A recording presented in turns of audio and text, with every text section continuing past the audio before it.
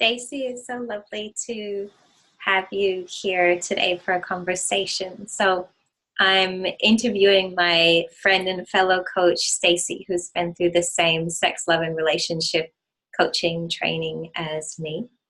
And we're going to talk a bit about feeling safe to open our hearts to love and the kinds of barriers that come up to opening up to love and new relationships and how to move through that. So thank you for being here. Yeah, my pleasure. You know, it's funny, when I first started thinking what kind of business I wanted to bring into the world, it seemed like it would be like a dating coach, and then, which I never really imagined for myself. But then I realized, like, what's the biggest issue that people have? And like a lot of it is that they're not open to love. And then I realized, well, hang on a second. People are not open to love even in their actual established relationships. Like, we have all these protective mechanisms and all these ways that we shut down in our established relationships. So really it's not single people that have their hearts closed and people in relationships have their hearts open. It's like a lot of single people have their hearts open and people in relationships have their hearts closed. It was just an interesting realization to come to. And it felt, you know, sometimes when you come to a realization and you feel the truth in it, it felt true. It was like, okay, this is what I want to focus on, is helping people feel safe to open their hearts up to love. Yeah, that's a really good point, actually. I didn't even notice the subtle assumption that I had made in that statement. So I'm curious how you would maybe start with, how would you describe and characterize what it's like to have your heart open to love? Well, I think that's a really personal experience. So I think everybody would probably describe it differently. For me, I feel like it's like an energy surge of like joy that's moving up through my body and then to my heart. And so it's like a chest expansion and a heart expansion. And it feels like there's this expansive feeling, wanting to connect with others and to give and receive love from that place. And at the same time, there's still a little bit of an edge to it. It's like the heart's open and it's vulnerable to have the heart open. And so it's a little bit scary as well as being joyful and like expansive. Yeah. And it's a I would describe it as a whole body feeling. So we can feel in our bodies when we're shut down and we're closed and we're like hunched over, and we can feel it when we're walking tall, and we can even see it in the way that people smile at us in the street when we don't even think that we have an expression that people would want to smile at. Like, it's very funny. Yeah.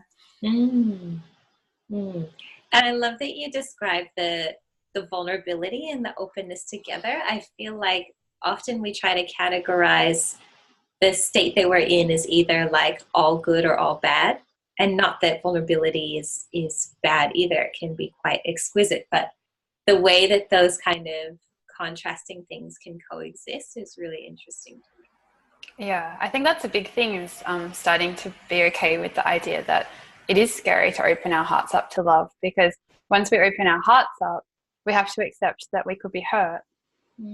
And that is something that as humans we don't like to experience. We don't want to experience pain. What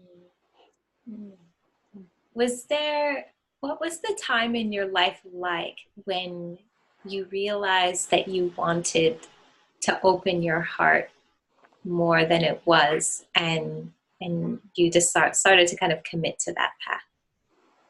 So I think for me it was in my long-term relationship, which was 5.5 years. And in that relationship, I looked at him, as I think many of us do in relationships in the beginning, and want to think that they're the problem. So I looked at him and I was like, he's really emotionally unavailable. He's really angry. He's really opinionated and judgmental. And I thought he was the problem. And yet, for some reason, despite seeing all these so-called negative things in him, I wasn't able to disentangle myself from that relationship. And so there was a part of me that was a match for him and his feelings. But I think the turning point for me, so once I realized I couldn't get away, as in I couldn't make myself end that relationship as much as I tried, and I had all that inner conflict in wanting to do it, I had to look at myself and say, what was it in me that was stopping me from being able to move away? And it was really like turning the mirror on myself and being like, well, hang on a second, how available am I to my own emotions? How much do I connect to and feel okay with anger, which at that stage was not at all, and a lot of the other things. So by instead of focusing on him and him being the problem, and instead looking at myself and what I needed to work through in myself, I started to embrace more and more of myself. So I was always the one who was like the positive little ray of sunshine, not wanting to accept that I had negative emotions and things like that inside me. And as I started to accept and then build a relationship with these not so nice parts of myself, like the jealous parts and the fearful parts, the parts of myself that I thought were not like worthy of being loved or being seen, and I started to build a loving relationship with them, that then created this level of self-acceptance and wholeness that then fed into my heart, that allowed my heart to open without needing something from the other person. And so I would say it was a process. It wasn't a moment. And it's a continuing process, because I have lots of great strategies from many, many years of practice to protect myself and keep my heart closed. And it's only through awareness that we can catch ourselves and be like, hang on a second, I see what's going on here. So do you think it starts at the point of awareness? I think it starts at the point of awareness and taking responsibility for our part in a dynamic. Yeah.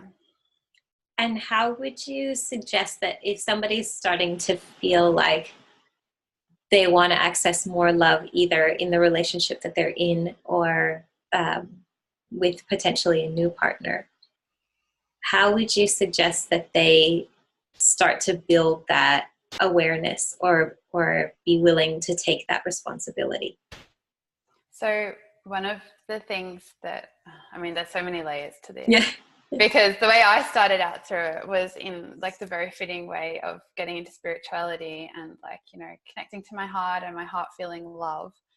But that was only one piece of it, because that was only the positive side of it. So it was very surface level, and it denied all my other experiences of not feeling good, basically. And so I would say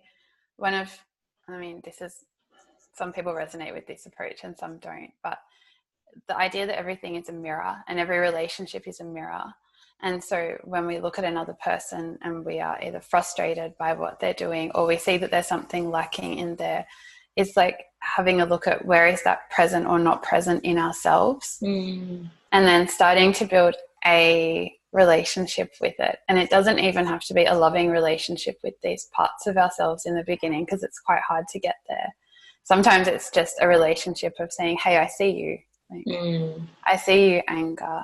I mean, I had an experience this morning where someone let me down, and I could have just replied straight away and said, oh, no worries, that's fine. But I was so frustrated and angry, and I actually, I couldn't reply straight away because I had to just let that emotion be there. And I know it'll pass, but I need to just wait until it does. And that in itself is having a relationship with an experience that I would not have allowed myself back then. So how did things in your relationship at the time, how did they start to shift when you started to take that responsibility and see the things that were like getting under your skin as a mirror? Well, I started to own my own anger in that relationship. So he was quite an angry person, never directed at me, but directed at a lot of the injustices in the world. Mm. And I found that really hard to deal with. And I remember saying to him, because we were together for 5.5 years, so this would have been 5 years into the relationship, don't you think it's weird that you've never seen me get angry? like you've never seen me yell, or like you've never seen that. And he was like, oh yeah. But the thing is, it suited him, right? Like it suited him for me to be this easygoing, lovely girlfriend. So things that changed were like when I wasn't okay with things, I actually told him I wasn't okay and yelled. And just really, I think it was more about boundaries. So really having those boundaries. I mean, there are other things that changed in our relationship, which was just me expressing way more of what I liked and didn't like, and my own experience in that. Like one of the things that, I mean, there was a big moment in my relationship where we were separated at the time, and he said to me he wanted to get back together. And he said to me, but our relationship was so good, everything about it was so good.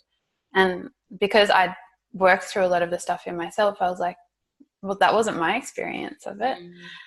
And he was like, what do you mean? And I said, I didn't like this, I didn't like this, I didn't like this. And I said all the things I didn't like, which, let's be honest, like I never found a way to say those things in a way that he could hear it when we were together. And he was shocked. He was shocked. He was like, I can't believe you've never told me this. I can't believe you've been sitting there feeling all these things. I thought you were happy. And then it was very healing for us, because he was like, don't keep all this stuff inside you. You need to talk to me. You need to tell me these things. Like, you can't sit there having feelings and not letting me know what's going on inside you. And that for me was healing, because we can go into another theory around our parents and how, like, my dad is very emotionally, as a child, he was very emotionally shut down as a father. And that made me feel very uncared for and unheld. And so I think I went through life looking at for partners that gave me a similar experience of not feeling cared for and not feeling held. So to have my ex say to me, like, I'm so upset that you feel this way, and please don't keep this inside yourself. That was a whole body experience for me of just shaking and crying and sobbing on the floor. It was like all the words that my inner child had needed said to her all those years were being spoken by him. And after that as well, like, our relationship transformed just in the sense of me being open about how I felt, because I'd been given the permission to do that.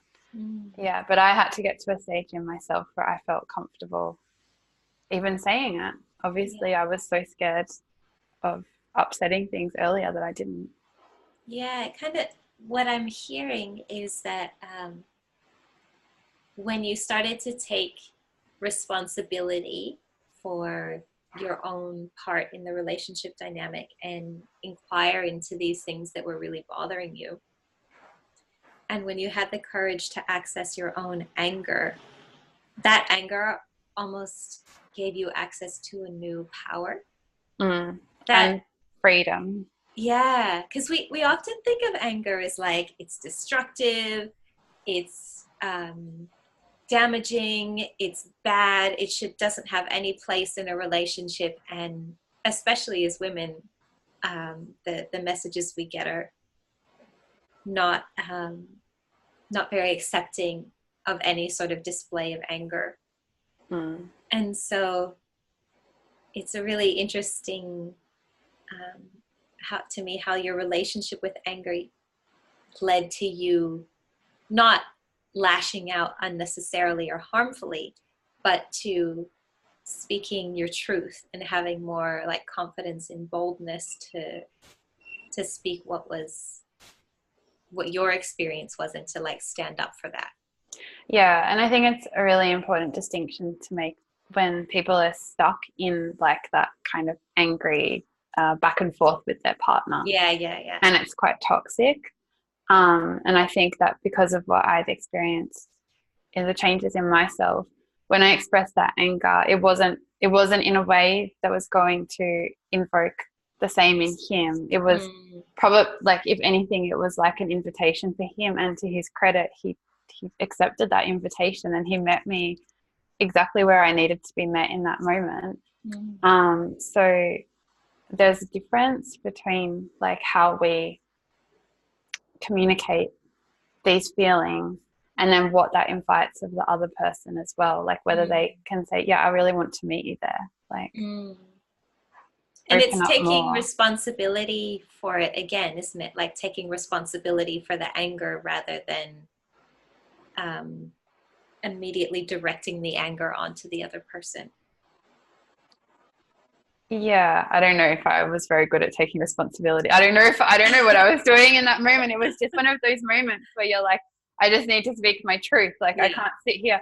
You know, when you get those moments and it's like, again, it's a whole body experience. It's like my whole body was like, when he was saying our relationship was good and we had this and we had that, my whole body was like, no, like it wasn't good. That wasn't my experience. And that was like a truth that needed to be spoken. And I don't know how much I took responsibility in that moment. But I do think that the truth in it of my experience, and maybe I owned that in my presentation of it to him, he was able to see and respond in a way that could hold all of that, because I'd embodied all of it. Maybe it's like that.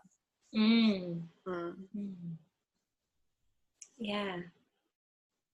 And I want to come back to the part you mentioned about how the expression of anger was familiar to you from your childhood. Could you talk a little bit about how your relationship with your inner child and with your like understanding what happened during your childhood has helped you to come to this point of opening your heart more? So in terms of the anger piece, I think just as a child, I learnt that anger was destructive. So I should be scared of it. In terms of like working with my inner child and then like feeling safe to then open my heart more and more to love, like through that process, I would say it's like a lot of working with the inner child is like building that relationship with her and hearing from her what that experience was like growing up in that sort of household. And how do you know when the piece of you that you're connected with is your inner child and not something else? So I'm guessing you would have experienced this working with clients and in yourself too, but we have aspects of ourselves and they can show up in different ways, but there is a part of us that feels playful and childlike and young. And sometimes that will come to us in a sensation or an emotion or an energy over our body or an image. There's so many ways that it comes to us, and different people have different ways of connecting into it. But I've found working with every single client and in myself and with my friends, it's unmissable. Like we just know when it's our inner child. And for me, it comes to me in an image. And yeah, so that's been my experience with it and with other people as well. And I think so understanding or hearing from my inner child what it was like for her to grow up in that, and then starting to connect into like a wise part of myself that knows that that's not all anger needs to be. And exactly how you say, there is a certain power in it and like a liberation in it as well, in its expression. And so like acknowledging and taking care of our inner child's experience, but then also it's almost like an education piece to be like, we understand your experience and it so makes sense why you would have felt that way as a child, and there's more to the story. Yeah. When you think about your own inner child now, what sort of like feeling and attitude do you have towards her? Well, she lives in my heart. Mm-hmm. And I can't help smiling when I think of her because I just love her so much. Mm-hmm. So my feeling is one of like just complete love for her and wanting to be her, like her caretaker in the world, like to protect her and look after her so that she can be free just to play and do her thing. And so like I get images of her sometimes in my belly, Mm-hmm. and it's like a tree house, and she's playing in the tree house, Mm-hmm. and she's so happy. Sometimes she'll sit in the corner on the chair. Mine likes to climb trees too. Yeah. See? And I love her so much, and I find it incredible. Like I'll do a session on the inner child with one of my clients, and then in sessions to follow, that image comes back again and again and again for them. It's like once we start to invoke that and build that connection, it stays with us. Like it doesn't leave us alone. Yeah.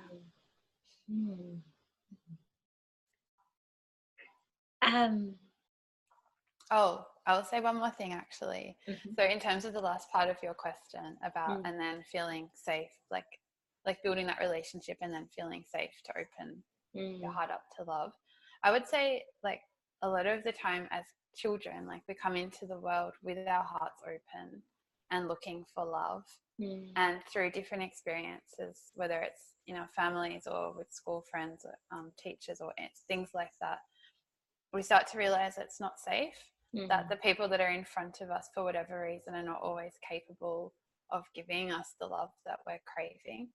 And so we start to shut that down. And so then like through working with the inner child, you can start to let her know like it's okay, like we can do this together. It might be a little bit scary, but we can start to build a sense that it could be safe to open ourselves up more and more, and we'll do it bit by bit. We won't do anything extreme, like exactly the same way as you would talk to a gorgeous little child in real life in front of you. Yeah. It's beautiful, and I can see the radiance on your face and the joy that comes from having that connection. It feels like you're almost reconnected to that innate joyful flavor of the inner child. Yeah, totally. That's like I can feel her inside me. Yeah. If she could say anything to the people who are watching, what would she say? Like she doesn't really want to be out in the world talking to people. Like she's happy for me to do that. She just wants me to take care of her while I'm also going out into the world to talk to people. She doesn't really have anything to say to anybody. Just very like content to just be. Yeah, she doesn't really need to talk that much. Yeah. That's beautiful too. And having there's like a wisdom in setting boundaries and roles for different parts of yourself that you've integrated with her. Yeah, I suppose that's a new concept, isn't it, for people listening, like the idea of roles and boundaries, like to maybe break it down a little bit, I would say, like through a lot of the exploration that Carol and I did in the program, it's starting to identify the different parts of ourselves. So like our inner child is one part, and then there's the wise part of ourselves, and then there's the compassionate part of ourselves. There might be an energy that we identify as feminine or masculine. And so it's building a relationship with all of those parts of ourselves. And then when you say setting boundaries, can you speak to that a little bit more? Yeah, well, so what I heard you say was like the role of your inner child is she's not responsible for being your voice or connecting with other people. She kind of has like a personal relationship with you, so she gets to just kind of hang out and just be, but her responsibility is not to take charge of your relationships and your work and that sort of thing. Yeah, and then I guess to your point about boundaries, then like bringing it into real life is what we find is that if we don't build relationships with these parts of ourselves and take care of them, so like the inner child, then they do show up in relationships and friendships, because they do have feelings about things, and they like our inner child needs to be taken care of, and if we're not taking care of the child, then it will act out in our relationships and different things. So I guess that's what you mean with the boundaries, is like building the relationship and then knowing when perhaps our inner child is acting out in a relationship that we might need to spend some time just giving it whatever it's looking for from the other person. Yeah. What would you do, say you had a situation in a relationship where you noticed that your inner child was kind of acting out, and then you had your oh shit moment where you were like, that wasn't the part of me that wasn't exactly how I want to be while I'm engaging with this person that I love. What kind of conversation might you have with your partner to help them to understand where that was coming from and to kind of try to repair that connection that you have with your partner? So I think what I would do, and it's not an easy thing to do, is like say, it doesn't have to be my inner child, is like, we can call this an inner child. All it really is a piece of ourselves that is looking for some attention. But like the way I would say it is, there's a part of me that is really scared right now that I'm going to be abandoned. And I realized that when I said that or did that it was coming from that part of me. And I just want you to know that I can see that that's happening, and I'm sorry that it's there. And yet at the same time, it's something I'm aware of and I'm working through, and it's not all of me. There's more there. And then looking at what other places you can come from. I mean, it's a process. It's a messy process. It's not an easy process. Yeah. I mean, I think that's life. If you're if you're really starting to become aware of your patterns and what's holding you back from having the kind of love that you desire, like there's going to be messiness and it's going to take time. Yeah, definitely. How what do you think are some of the greatest gifts that you've experienced from connecting to your inner child and loving her and taking care of her in this way? It comes back to what I was saying before about just having that awareness once I do that of the times when she's acting out and looking for something, and then knowing what she needs in order to feel okay, for then like adult me to go about doing the things that I want to do without her needing to get in the way of it. Yeah, I'd say that's the greatest gift, because what it does is it makes you feel more in control, but more empowered, in like not sitting there wondering, why am I doing this? Why do I keep sabotaging this? What's going on? And I say I want this one thing, or I want to be this one way with my partner, and yet I can't seem to bring myself to do it. It's having that knowledge. Okay, now I see what's going on. I see what I need to do. And the embodied experience of giving yourself that, and then realizing, oh, now I can do the thing that I wanted. Now I can connect in the way that I wanted. Like, it's a very tangible experience. And how has that played out in your relationships in your life? Like, you want like a concrete example, or because it plays out exactly how I said? So how are your relationships and like your experience of love in relationships different now that you can take responsibility for your own inner child, and she's not kind of taking the front seat in. Okay, I'll give an example actually of my relationship with my mom, because that's the one that comes to mind. So my mom and I are very close, but then at the same time, my mom has had a tendency to share maybe more than I need to know about her relationship with my dad.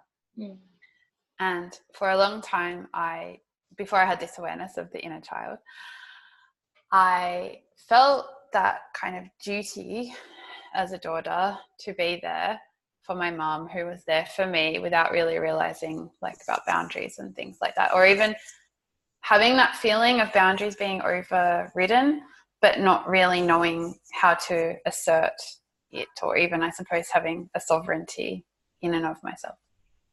So now, and probably like as I started to build this relationship with my inner child, like I remember one time we were sitting in a cafe, my mom and I sitting across from each other, and she started to do this thing of oversharing. And I felt in my body like, this is too much. I don't want to hear this. And like, this is the thing about building the relationship with our emotions and our experience in our body, is once you start to build it, you can't ignore it anymore. Whereas, you know, I think probably you and I spent a long time in our lives just being like, this doesn't feel good, but, you know, I'll just escape into my thinking mind because that feels safer. But once you start to build this relationship with your body, you can't ignore it. So in my body and in myself, I was like, just felt myself recoiling. And so I checked in with my inner child and I was like, how are you feeling? So my mom was sitting across from me just talking away. I was just sitting across from her having this inner experience. And my inner child was like, no, it's too much. Like I don't want to hear all of this stuff. And so I have also like an inner mother or inner feminine. And so she stepped forward and she put like a cloak around my inner child. But then she actually listened to my mum. And so she was actually able to be there for my inner child, but then also there for my mum without me feeling like I was somehow caught up in all of it. So that's actually how it manifested in that moment. It was a bit surreal. Yeah. And I think that that's actually part of how things come up for then like integration too, because I would say now, maybe a year on from that experience, my relationship with my mum has changed. She actually no longer shares so much, but I also just say to her, I think that's enough now. Like, I don't want to hear anymore.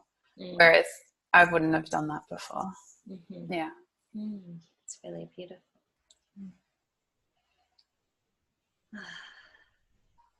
So what's kind of the place where you're at right now in terms of what's alive for you in your own practice of connecting to who you truly are and opening your heart to love? I would say the thing that's most alive for me is looking at, because I'm currently dating at the moment, just really observing the times when I can feel myself not being open in my heart, and realizing that there's something going on there that needs tending to. So I had like an experience of this on the weekend where I felt like sadness and disappointment about something, and in those moments, and maybe you're similar, when you feel those things, you're like, okay, there's something underneath this that needs tending to, like, and going away and like doing some practices around it and realizing that underneath that sadness and disappointment is like fear about not getting to experience the love that I would really like to experience. And so I'd say what's most alive in me is observing, and also really seeing that every action or behavior from me is like an invitation to the other person.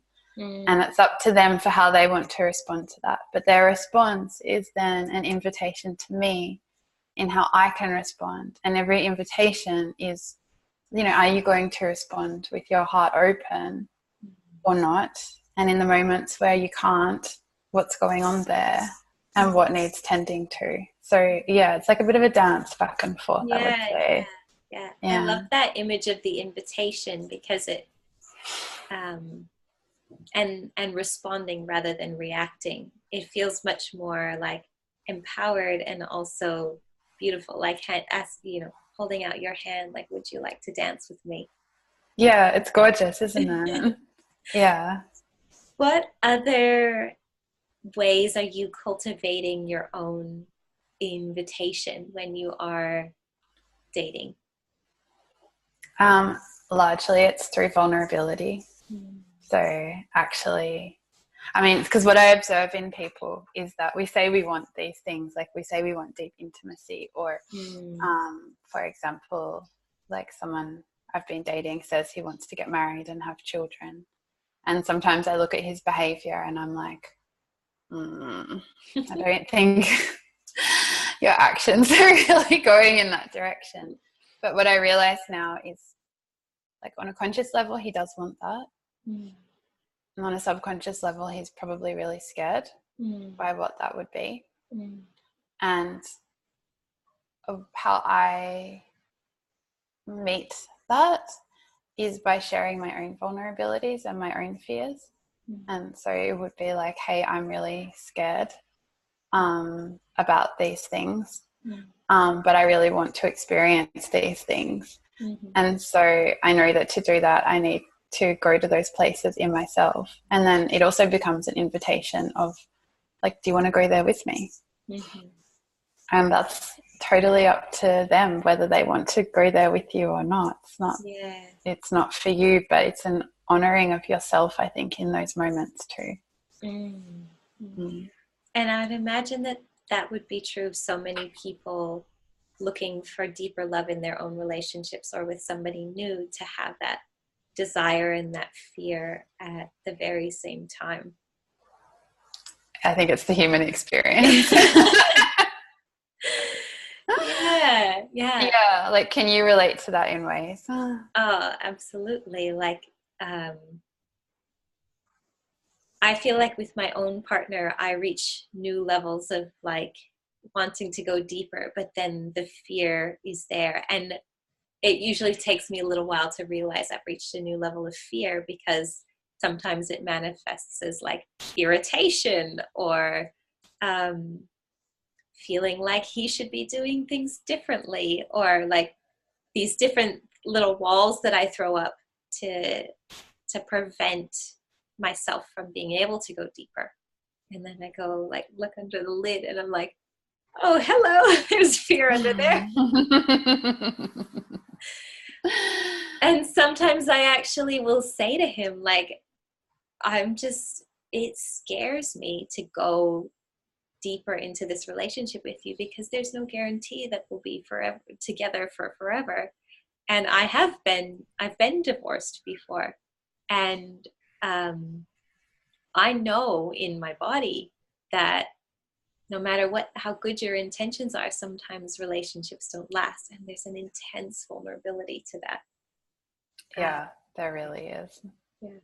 I feel like in my relationship, in the previous one, I went as far as I could, and like, there was as much of an invitation as I could. And at the end of our relationship, it was actually amazing. Like, it was the best it had been, our relationship, and yet I knew that we couldn't go any further. And so it was very amicable. And but yeah, you're right. Like, there is no guarantee. Yeah. So when that comes up, I can't, like, change the nature of life. Like, I can't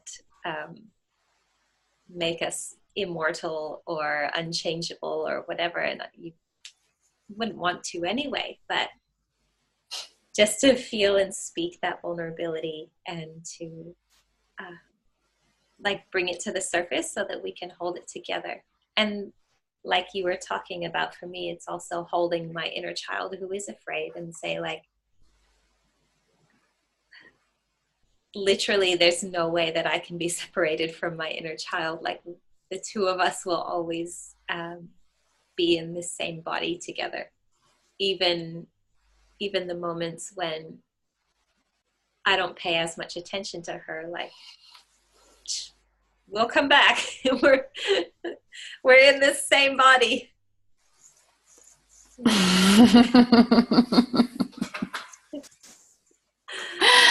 It's so true. It's such a lived experience, isn't it? Yeah. Do you have, maybe just to finish off, any particular self-care practices or practices that you do to nourish yourself and your own radiance so that you can open to love with this invitation? And yeah, like some of my favorite practices are like the emotional liberation practices, where like starting to using the breath and then sound and movement to connect into the sensations and letting things like anger and grief and rage like move through me and out of me. Yeah. And I find, and then also inviting in pleasure through like self-pleasure, and then starting to bring that into the whole process, to breathe that through the body too. It somehow frees up all of the stuck energy and allows, once you start to bring it through the different parts and even up into the heart, it creates this expansiveness in there that flows out into, I think, all of your interactions with people. Yeah. So yeah, that's a big one for me at the moment, is like the emotional liberation work and the pleasure work, and then with orgasm too, and starting to bring it all together so that you sort of alchemize everything inside yourself and then bring that out into the world. And I think for people listening who haven't necessarily gone as deep yet into these types of practices, like just knowing what the possibilities are, that engaging with your emotions can be actually empowering and enlivening and freeing, and engaging with your pleasure in your body can also be empowering and joyful. It's beautiful just to kind of start to touch what's possible. Yeah, it is. It's a whole new world, and it's like it only needs a toe dipped in to start. Yeah, but there's so much possible there, definitely. So just to finish, if there's one little toe dip that someone's ready to do, what would you say it should be? I would say either sitting or lying and breathing gently and just stroking your body and letting your body experience pleasure. It is the most delicious thing to run your fingers through your hair, and I feel like I can see you start to move your hands as well. It's really hard not to. I just do that, even just like when I'm sitting here out of habit. I just like run my hands up and down my legs, and it's such a soothing, comforting, like pleasant thing to feel. Yeah, and I think that's the thing too, is being so present to how much self-soothing is available to us, and then really just being in that experience for 5 minutes, like just breathing gently, it's so nourishing. And that's a tiny toe dip that people can do to start to feel into their bodies and to start to feel what could be possible. Yeah, absolutely. So thank you so much, Stacie, for sharing your experiences and your voice with us today. Oh, thank you for having me. It's been a pleasure. And I'll put some information below about how people can find you to learn more. I hope thank you. Everyone listening may you have a beautiful conversation with your inner child today. Yes.